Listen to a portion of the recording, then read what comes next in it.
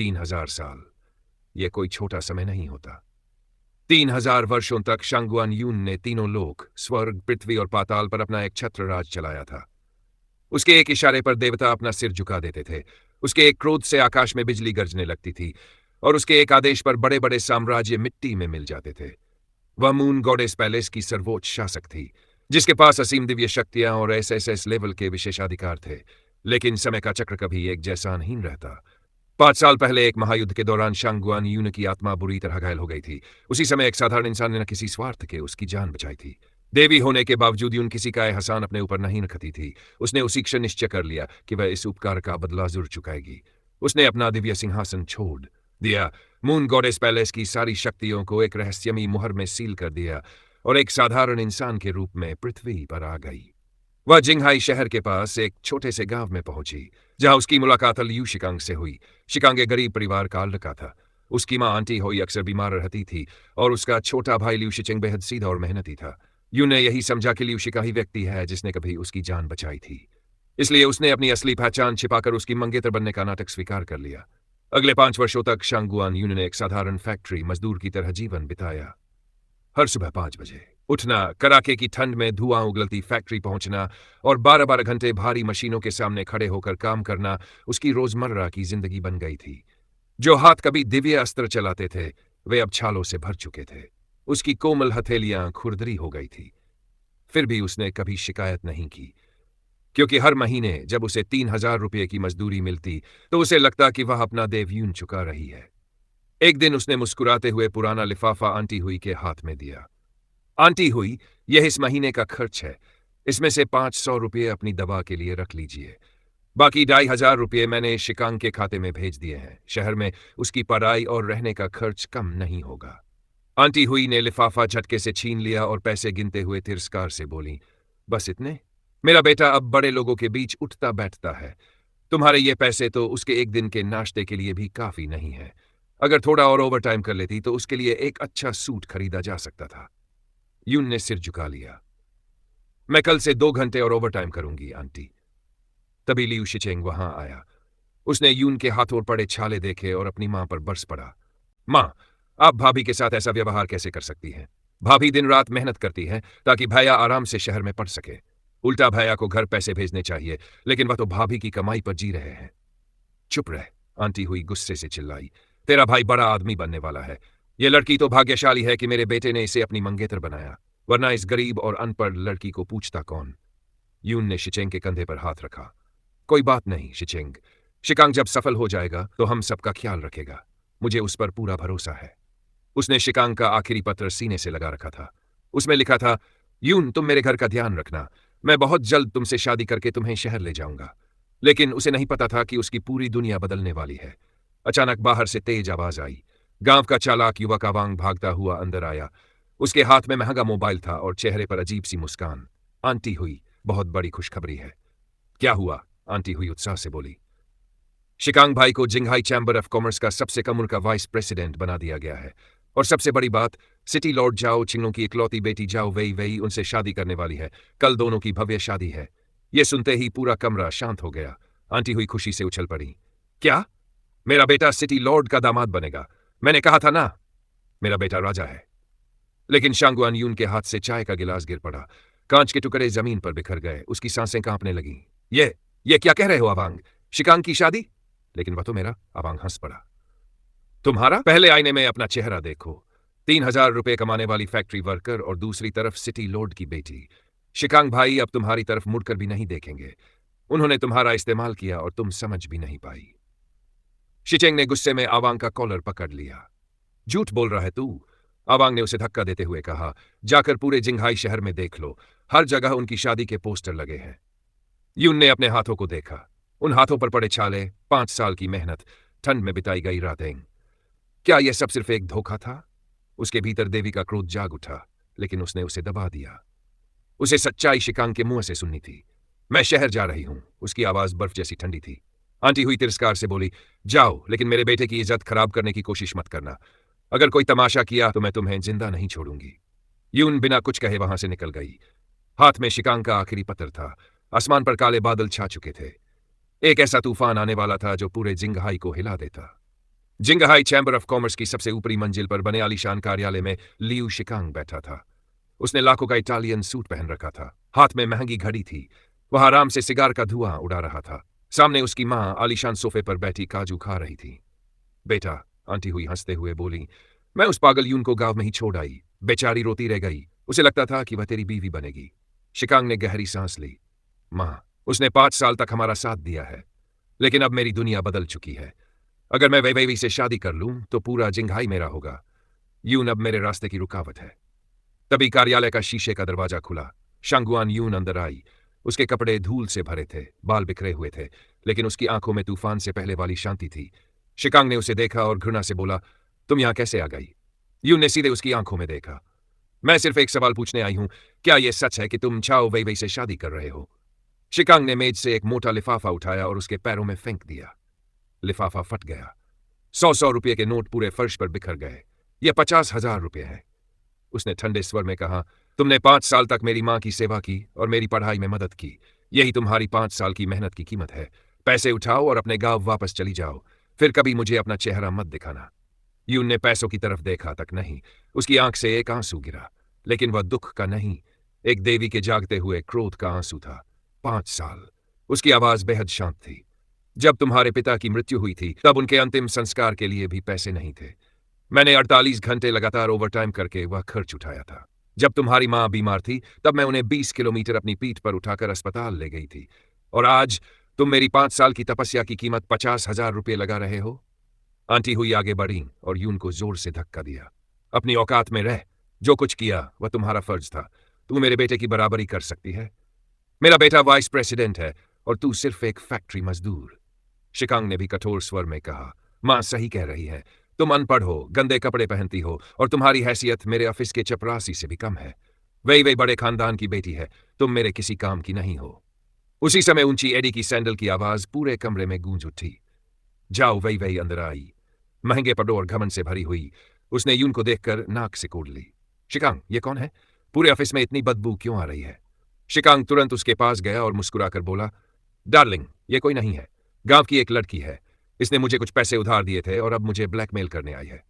यह झूठ सुनकर यून का दिल पूरी तरह पत्थर बन गया। शिकांग, मैंने कभी नहीं सोचा था कि तुम इतने गिर सकते हो। वही ने गुस्से से सुरक्षा गार्डों की तरफ देखा। इस लड़की को पकड़ लो। इसका चेहरा हमेशा के लिए खराब कर दो ताकि ये किसी को अपना मुंह दिखाने लायक न रहे। इसके हाथ पैर तोड़कर इसे शहर के बाहर की कीचड़ भरी नदी में फेंक दो। मुझे ये जिंघाई में जिंदा नहीं चाहिए। वही, शायद ये थोड़ा ज्यादा हो जाएगा, शिकांग ने धीमे स्वर में कहा, लेकिन वही की तेज नजर देखकर वह तुरंत चुप हो गया। ठीक है, जैसा तुम चाहो। गार्डो ने यून को कसकर पकड़ लिया। यदि वह चाहती तो एक ही पल में उन सभी को राख बना सकती थी, लेकिन उसकी दिव्य मुहर अभी तक पूरी तरह नहीं टूटी थी। उसने बिना किसी भय के लियू शिकांग की आंखों में देखा। लियू शिकांग, यून ने बर्फ जैसी ठंडी आवाज में कहा, आज तुमने अपनी किस्मत का फैसला खुद कर लिया है। तुमने एक देवी का अपमान किया है। इसकी कीमत तुम्हें अपने खून से चुकानी पड़ेगी। गार्ड उसे घसीटते हुए होटल से बाहर ले गए। शहर की एक सुनसान गली में पहुंचकर उन्होंने उस पर बेरहमी से हमला किया। उसके हाथ पैर तोड़ दिए, चेहरे पर गहरी चोटें पहुंचाई और अधमरी हालत में उसे कीचड़ और गंदे पानी से भरी नदी में फेंक दिया। उसी क्षण आसमान पर भीषण तूफान छा गया।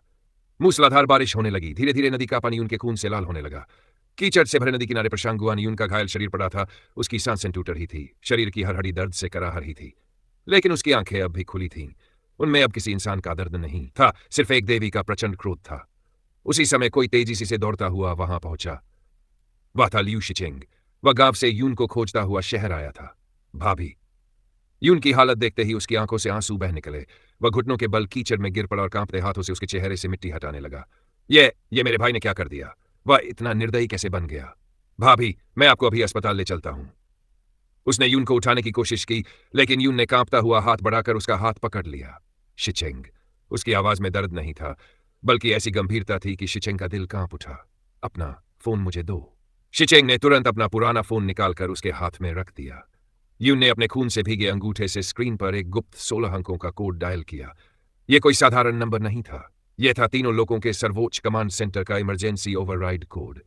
फोन से एक यांत्रिक और गंभीर आवाज गूंजी, moon goddess palace central command, कृपया अपना अथॉरिटी कोड बताइए। यून ने अपनी आंखें बंद कर ली। जब उसने दोबारा बोलना शुरू किया तो उसकी आवाज किसी साधारण लड़की की नहीं थी। उस आवाज में मानो हजारों देवताओं की गर्जना समाई हुई थी। मैं हूं शांगुआन यून, मून गॉडेस। मेरी अथॉरिटी सुप्रीम एसएसएस रैंक है। ग्लोबल इमरजेंसी प्रोटोकॉल सक्रिय करो, सील तुरंत मुक्त की जाए। अचानक भयंकर विस्फोट की आवाज से पूरा आकाश कांप उठा। काले बादल एक ही पल में गायब हो गए। उनकी जगह स्वर्णिम प्रकाश का एक विशाल स्तंभ सीधे यून के शरीर पर उतर आया। शिचेंग घबराकर कई कदम पीछे जा गिरा। उसने अविश्वास से देखा, यून का शरीर हवा में उठ चुका था। उसकी टूटी हुई हड्डियां अपने आप जुड़ने लगीं। चेहरे के सारे घाव पल भर में गायब हो गए। उसकी त्वचा मोती की तरह चमकने लगी। फटे हुए कपड़े बदलकर सफेद और सुनहरे रंग के दिव्य राजसी वस्त्र बन गए। उसी समय आकाश में अनगिनत दिव्य स्वर गूंज उठे। दुनिया भर के संचार नेटवर्क पर एक आपातकालीन संदेश प्रसारित हुआ। चेतावनी, तीनों लोगों की सर्वोच्च साम्राज्ञी मून गॉडेस पुनः जागृत हो चुकी है। सभी वैश्विक शक्तियां तत्काल एकत्र हो। कुछ ही क्षणों में जिंगहाई शहर के आसमान में एक दो नहीं, बल्कि 1000 सैन्य हेलीकॉप्टर और 10,000 स्टेल्थ ड्रोन दिखाई देने लगे। हर विमान पर मून गॉडेस पैलेस का पवित्र प्रतीक अंकित था। उधर संसार के 8 महान प्राचीन एल्डर्स, जो हजारों वर्षों से समाधि में थे, एक साथ अपनी समाधि से बाहर निकल आए। मून गॉडेस जाग चुकी है। तुरंत जिंगहाई चलो। जिंगहाई के 10 सबसे बड़े कुलों के मुखिया भय से कांप उठे। उनके फोन लगातार बजने लगे। यदि तुमने मून गॉडेस के सामने सिर नहीं झुकाया तो तुम्हारा पूरा वंश समाप्त कर दिया जाएगा। उसी समय नदी किनारे एक विशाल काली लिमोजीन आकर रुकी। उसमें से एक लंबा और प्रभावशाली पुरुष उतरा। उसके हाथ में विशाल तलवार थी। वह था कुआंगदाओ, मून गॉडेस का सर्वोच्च सेनापति। वह तुरंत यून के सामने घुटनों के बल बैठ गया और अपना माथा धरती से लगा दिया। मेरी स्वामिनी! उसकी गर्जना से धरती कांप उठी। आपके 5 वर्ष के अज्ञातवास की समाप्ति पर आपका यह सेवक आपको प्रणाम करता है। हमें सब पता चल चुका है। लीव शिकांग और छाओ परिवार ने आपके साथ जो किया, बस आदेश दीजिए। मैं इसी क्षण पूरे जिंगहाई शहर को राख बना दूंगा। यून ने अपनी दिव्य आंखें खोली। उन आंखों में पूरा ब्रह्मांड समाया हुआ था। फिर उसने कांपते हुए शिचेंग की ओर देखा। उसकी आवाज शांत थी। तुमने मेरी जान बचाने की कोशिश की। तुम्हारा हृदय निर्मल है। आज से तुम मेरे साथ रहोगे। शिचेंग अभी भी सदमे में था। भाभी, आप आखिर हैं कौन? यून ने आकाश की ओर देखते हुए कहा, मैं वह हूं जिसके सामने तुम्हारा भाई और सिटी लॉर्ड जैसे लोग धूल के कण से भी छोटे हैं। कुआंगदाओ ने फिर पूछा, स्वामिनी, लीव शिकांग के साथ क्या किया जाए? यून के होंठों पर ठंडी मुस्कान उभरी। नहीं कुआंगदाओ, कल उसकी शादी है। उसे अपने घमंड की सबसे ऊंची चोटी तक पहुंचने दो, क्योंकि जितनी ऊंचाई होगी, गिरने का दर्द भी उतना ही भयानक होगा। हम कल उसकी शादी में जाएंगे। अगले दिन जिंगहाई का सबसे शानदार 7 star hotel grand imperial palace, पूरा होटल दुल्हन की तरह सजा हुआ था। लाल कालीन, दुर्लभ फूलों की सजावट और शहर के सभी बड़े नेता, उद्योगपति तथा प्रतिष्ठित लोग वहां उपस्थित थे। मंच पर लीव शिकांग महंगा डिजाइनर टक्सीडो पहने मुस्कुरा रहा था। उसकी मां सोने की साड़ी पहनकर गर्व से मेहमानों का स्वागत कर रही थी। उसी समय सिटी लॉर्ड झाओ छिंगलोंग मंच पर आए। आप सभी का स्वागत है, उन्होंने मुस्कुराते हुए कहा। आज मेरी पुत्री झाओ वेइवे और जिंगहाई के सबसे प्रतिभाशाली युवा नेता लीव शिकांग विवाह बंधन में बंधने जा रहे हैं। आज से लीव शिकांग मेरा उत्तराधिकारी होगा। पूरा हॉल तालियों से गूंज उठा। शिकांग ने वेइवे का हाथ पकड़कर मुस्कुराते हुए कहा, आज के बाद हम इस शहर के राजा और रानी होंगे। वह गंदी यून शायद अब तक किसी कीचड़ में मर चुकी होगी। वेइवे हंस पड़ी। वह इसी लायक थी।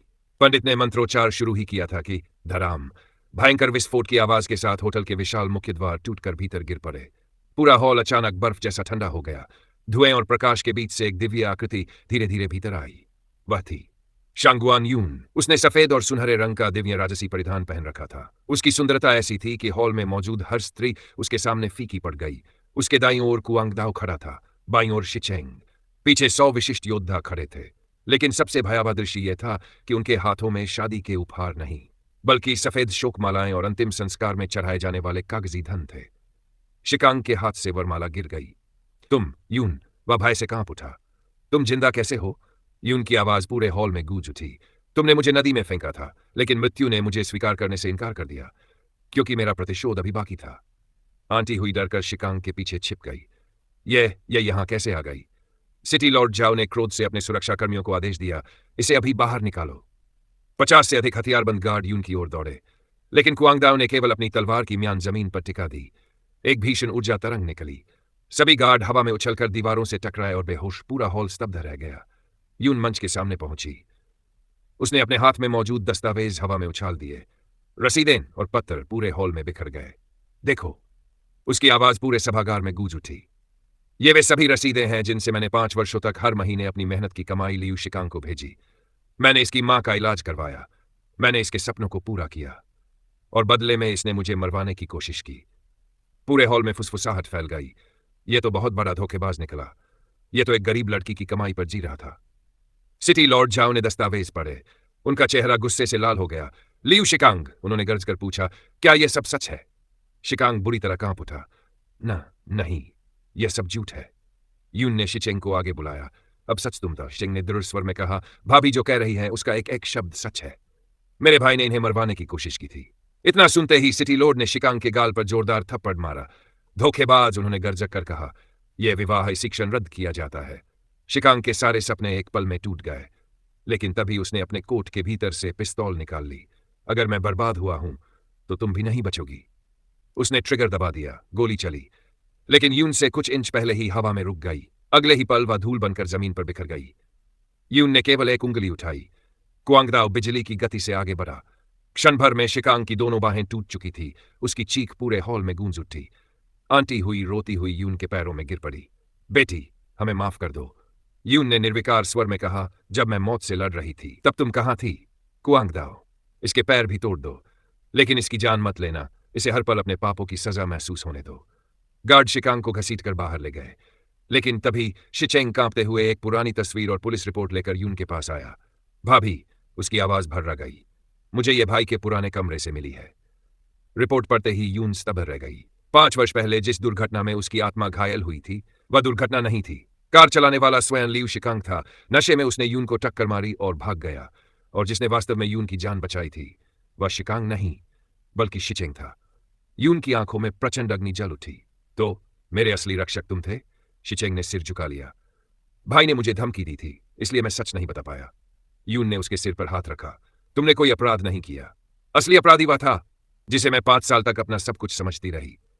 तभी कुआंगदाओ तेजी से भीतर आया। स्वामिनी, एक समाचार मिला है। जिस पर्वत पर शिकांग को छोड़ा गया था वहां सकुरा द्वीप का कुख्यात कूडो परिवार मौजूद था। उन्होंने उसे बचाकर निषिद्ध जैव प्रयोगों से नया शरीर दिया है। अब वह कूडो इचिरो के नाम से लौट आया है। यून ने शांत स्वर में कहा। उन्होंने अपने विनाश को स्वयं आमंत्रित किया है। 3 दिन बाद ड्रैगन सिटी में विश्व का सबसे बड़ा औषधि सम्मेलन आयोजित हुआ। यही नीलामी में दुर्लभ 1000 स्पिरिट ग्रास मिलने वाली थी, जिससे शिचेंग के पिता का उपचार संभव था। यून, शिचेंग और कुआंगदाओ वहां पहुंचे। सम्मेलन में सामने की पंक्ति में बैठा व्यक्ति जापानी परिधान और धातु का मुखौटा पहने हुए था। वह था कूडो इचिरो, यानी लियू शिकांग।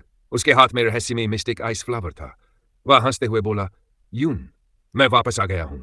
यून ने शांत दृष्टि से कहा, चेहरा बदल लेने से आत्मा नहीं बदलती शिकांग।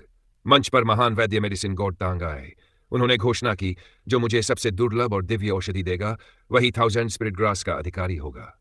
शिकांग ने गर्व से मिस्टिक आइस फ्लावर प्रस्तुत किया। पूरा सभागार उसकी प्रशंसा करने लगा। लेकिन यून ने केवल अपनी हथेली खोली। उसमें मिट्टी जैसी दिखने वाली एक साधारण गोली थी। सभी लोग हंस पड़े। क्या यही तुम्हारी औषधि है? लेकिन जैसे ही मेडिसिन गोडतांग की नजर उस गोली पर पड़ी, उनका शरीर कांप उठा। उनके हाथ से छड़ी गिर गई। वह दौड़ते हुए यून के सामने पहुंचे और घुटनों के बल बैठ गए। यह, उनकी आंखों से आंसू बहने लगे। यह तो स्वर्गीय ट्रू एसेंस पिल है। 2000 वर्षों से लुप्त वह दिव्य औषधि जो मृत व्यक्ति को भी जीवन दे सकती है और आयु 100 वर्ष बढ़ा सकती है। पूरा सभागार स्तब्ध रह गया। मिस्टिक आइस फ्लावर उसके सामने तिनके के समान भी नहीं थी। मेडिसिन गॉडतांग ने दोनों हाथों से वह दिव्य गोली उठाई और यून के चरणों में सिर झुका दिया। महान देवी, 1000 स्पिरिट ग्रास आपकी है। कृपया मुझे यह दिव्य औषधि प्रदान करने की कृपा करें। उधर कूडो इचिरो उर्फ लियू शिकांग का चेहरा पूरी तरह पीला पड़ चुका था। एक बार फिर उसका अहंकार सबके सामने चूर चूर हो चुका था। नहीं, यह नहीं हो सकता।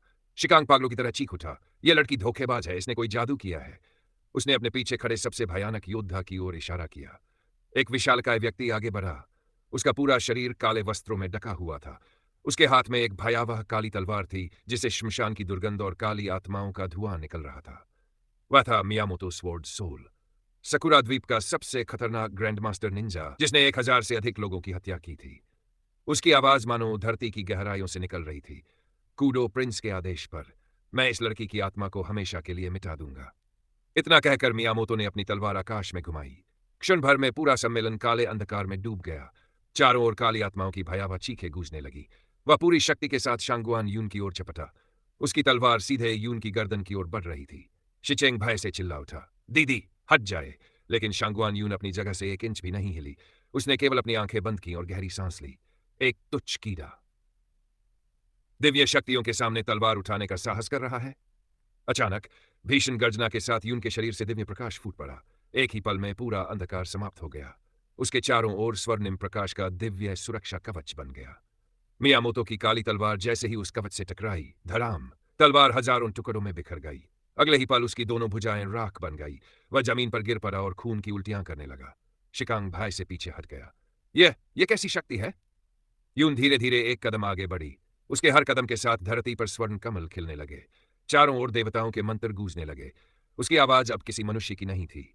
वह पूरे ब्रह्मांड की सर्वोच्च आज्ञा जैसी प्रतीत हो रही थी। लियू शिकांग, क्या तुम्हें लगा कि कूडो परिवार का सहारा लेकर तुम मुझसे बच जाओगे? क्या तुम्हें लगा कि तुम मेरी दिव्य शक्ति को चुनौती दे सकते हो? उसने अपना दाहिना हाथ उठाया। उसकी उंगलियों के बीच दिव्य बिजली से बना एक तेजस्वी भाला प्रकट हो गया। शिकांग भय से कांपते हुए घुटनों के बल गिर पड़ा। उसका धातु का मुखौटा टूटकर जमीन पर गिर गया। उसके पीछे छिपा भयभीत चेहरा सबके सामने आ गया। वह रोने लगा। यून, मुझे माफ कर दो। मैं तुम्हारा वही शिकांग हूं। हमने 5 साल साथ बिताए हैं। मैं रास्ता भटक गया था। मुझे सिर्फ एक मौका और दे दो। यून की आंखों में कोई दया नहीं थी। 5 साल? उसकी आवाज बर्फ से भी ठंडी थी।